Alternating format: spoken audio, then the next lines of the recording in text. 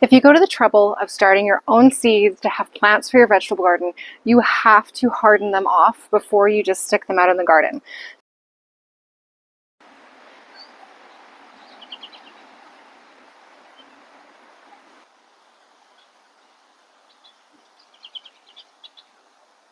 Little seedlings that start their life indoors in the protected environment of your home under grow lights, they're gonna take a beating if you just shove them outside under the harsh UV rays with all the wind and the temperature fluctuations. And in many cases, these plants will die. In most cases, if you take a tender little seedling from your house and just stick it outside on a sunny day, it will probably lose all of its leaves to sunscald and then it will die. But don't worry, today I'm going to talk you through the steps that you can take to properly harden off your seedlings. And there's really no one size fits all or one right way of doing this. There are lots of different methods you can choose from to properly harden off your seedlings and have strong and robust plants ready to go out in the garden. One of the reasons why it's important to harden off your plants is because the cell walls are really thin, and when you take it outside, there's enough wind that you could actually snap off your plants. The plants just don't have the strength in their cell walls to withstand the outdoor winds and elements. And so one thing you can do to sort of help them along is to put a fan on them when they're on your grow shelves, when they're inside, and then when you bring them outside, just slowly get them used to the wind. Do not bring a plant out on an extremely windy day for the first time because its cell walls are not strong enough or thick enough to support it in outdoor winds. So that's one reason why we want to harden off, is to get them used to the wind. The other reason is the light. Our grow lights may be awesome, they may be full spectrum grow lights, but they're not the same as the UV coming off of the sun. And plants are going to prepare themselves for the extra sunlight by producing more chlorophyll. And what this looks like is actually darker green leaves that have been hardened off. If you were to do a little experiment and you had a plant like a tomato plant that you left inside and you brought its cousins that you started at the same time, you brought them outside, started the hardening off process. After just a few days of that plant being exposed to the outdoors, you're going to notice a difference in their leaves right off the bat. And so that inside plant is going to have thinner, lighter green leaves. The outside plant is going to look thicker. The leaves are going to be thicker. They're going to be darker green. You can feel that there's a difference there. And it's just produced more chlorophyll so that it can withstand the UV rays. It's got tougher leaves, and that means it's not as likely to get sunburned. There are some plants that require cooler temperatures to really develop their roots, and I'm looking at my brassicas right now, my broccolis, cauliflowers, cabbages. They don't like to be started inside in my experience. I always do because I like to get a really early start on the garden, but the roots never really get robust inside in pots. I never get root-bound brassicas. I don't know what it is, but then as soon as you plant them outside, they go through some cool nights, the root system ends up so much stronger. So I start my brassicas inside and get them out as soon as I can, even if it means it's under row cover, hardening off under row cover a week before I want to plant them. I just want to make sure that they're outside experiencing those cooler temperatures. That really only matters for those cool weather crops. You don't want your tomatoes and your peppers and all these things to experience cold temperatures. It's not going to help them develop the same roots as if they're in the warmth. Okay, and then finally we've got temperature fluctuations. This goes for us as well. We spent all winter inside in a heated environment. When you step outside for the first time in -5 degrees Celsius, it's going to feel freezing cold and you have to acclimate yourself to that again. And plants are the same. Plants that get hardened off are more used to the temperature fluctuations between day and night. And when you're hardening off, primarily you're going to be doing that in the less extreme times of day. So never take plants out to harden off right at noon at the hottest time of day, and never take them out to harden off in the middle of the night. I don't know why you would do this because it's going to be colder and you're not going to expose them to the sun anyway. So you want to start hardening off in like the shoulder hours in the morning and in the evening, and that way they're going to get sort of that consistent temperature. And then the longer you're hardening off for, the longer you're leaving them outside for, that means they're going to experience more of that fluctuation in temperature. Too much fluctuation in temperature isn't really good for most plants, but they need to get used to it at some point because nature is unforgiving and it will fluctuate temperatures. Here I have some Asian cabbage that's been hardening off, and the first day I set them out to harden off, I forgot about them, which I often do. And you can see this here, the leaf started to turn a little bit whitish. It had some white patches on it. That was a sunburn. And I think it's also called sun scorch. But then the new leaves that have been coming up are nice and green. You can see with the rest of them also, some of the bottom leaves that were the first outside hardening off, they've got some signs of sun scorch on them, but then the fresh new leaves coming up have been really happy to spend more time outside. Okay, let's talk about the actual methods of hardening off, what you should do. Typically, it's recommended as like a general blanket practice to take your plants outside for 1 hour on day 1, 1 to 2 hours on day 2, 3 hours on day 3, and then you can start bumping it up like 5 hours and then 7 hours. And so it typically takes up to 7 days to harden off your plants using that method. But I think more important than just starting slow and moving up incrementally is the conditions in which you move your plants outside in on the early days of that process. Don't take them out at noon on a sunny, bright day and just put them right in the sunshine, because even 1 hour they could burn. Also, it's really easy to forget about your plants, even if you set an alarm. Sometimes I set an alarm in my phone and then I leave my phone somewhere and it's going off and I don't even hear it, and I've forgotten my plants out on my deck. It happens every year, and I've been doing this for a long time. Haven't found a way to reliably get myself to remember when I'm hardening plants off. Usually it's not catastrophic though, I'll remember eventually. So I always recommend to pick the right weather for hardening off. As a gardener, you'll get pretty good at looking at the forecast all the time. So what I'm looking for are rainy or overcast days that are nice and mild. Usually this time of year, we're in mid-March right now, even throughout April, we have plenty of opportunity to harden off on a warm, drizzly day. And when I say warm, for the things that I'm hardening off in March or April, anything around 10 degrees Celsius is warm. Today, I think it's 17 degrees Celsius, so it's super warm, but you don't even need that warm.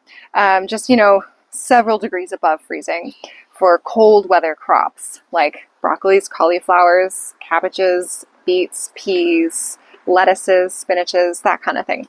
So if you bring them out when it's overcast or drizzly, you don't have to worry so much about sunburn. Sunburn can still happen, as you know, if you have ever been out like on a beach on a cloudy day and thought, I'm not going to need sunscreen, it's cloudy today, and then you still get a sunburn. You can still burn through the clouds, but it's just much less likely, or it takes a lot longer for that burn to happen. And so you have a bit of flexibility there, a bit of a grace period with your plants being outside in the rain. I like to also utilize my gazebo. We have this gazebo over part of our deck, and it obviously provides consistent shade as long as you make sure you know where the sun is moving through the sky. That's also happened to me, where I put them in the shade and then 2 hours later the sun had found them.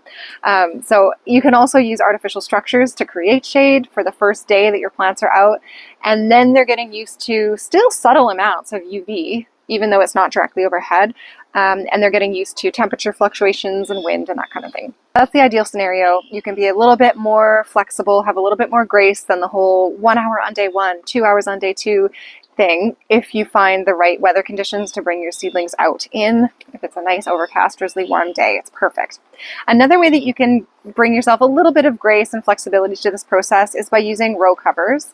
Now I have here a plastic row cover, and this will diffuse a little bit of the UV, although I do have a cold weather crop in here. I have brassicas, and it can heat up a lot under here and actually create too much temperature fluctuation where it's still pretty cool at night, but then it gets really hot during the day. I also have some frost fabric. It's just like a fleece, a garden fleece, a row cover fleece, and I clipped that over top of the plastic just where I have a tray of brassicas sitting to harden off. And it just provides that extra layer of protection for these brassicas. I mean, they're pretty happy in there. Some people will say you can also skip hardening off completely if you have protection like this, like a row cover. You can plant your plants directly out if it's going to be nice and mild and whatever, really perfect weather for a transplant. Because row covers can give some amount of protection from UV. It just makes me really nervous, particularly because these plastic tunnels can heat up really, really quickly, and that's an extreme temperature fluctuation right there. That's something that you're supposed to be hardening off to get them accustomed to. So to me, it makes more sense to at least give them a few days of slowly getting used to things before sticking them out, even if it's undercover. There's another Canadian gardening YouTuber out there who recommends putting plastic buckets, like 5-gallon pails, over certain plants like tomatoes to harden them off. So you don't actually have to haul them in and out of your house. You just plant them, you put the pails over them, and then you leave it for like a couple weeks, I think she said. To me, that's just too ugly for my garden. I don't want a bunch of big 5-gallon pails for a couple weeks over my plants. That said, When I'm hardening off things like tomatoes, I do use a thing called cozy coats. It is so windy, my eggs are rolling away. I do use a thing called cozy coats when I'm hardening off my warm weather crops like tomatoes and peppers. They're a red plastic cylinder with like cylinders all around the outside that you fill with water, and then it's a big insulating tube that goes over top of your plants. I can put them out a little earlier that way, and it warms them faster.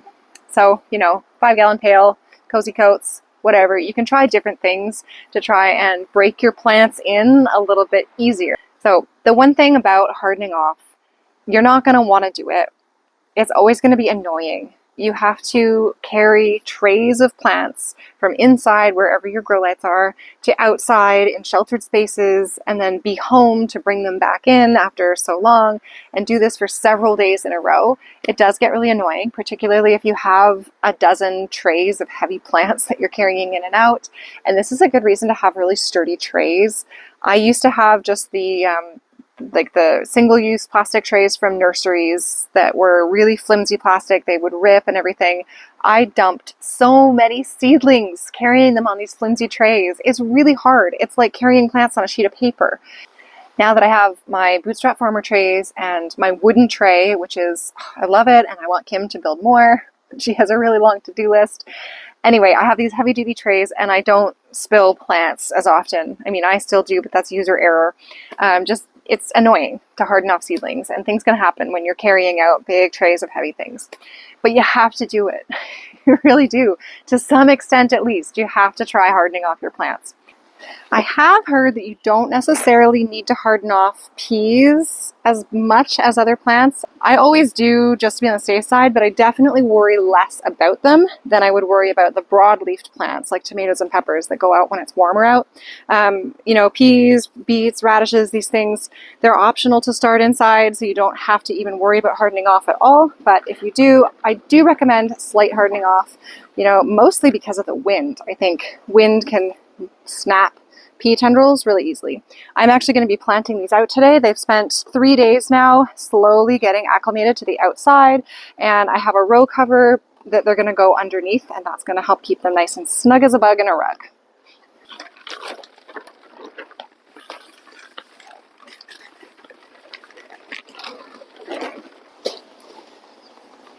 All right, this bed is full of last year's stuff still, and I don't care. I'm going to leave it. I actually just sowed some beets in here yesterday. Beets will be a bit of a interplanting with the peas. I have 2 varieties of peas here and one more over there that I'm gonna try to put them all in here. Again, this is a perfect day to transplant because it's going to remain fairly mild. It's drizzly. I'm going to put the row cover on these to protect them from the wind and the extra UV rays they might get. I'm going to start these right here. And it's starting to rain. Fun.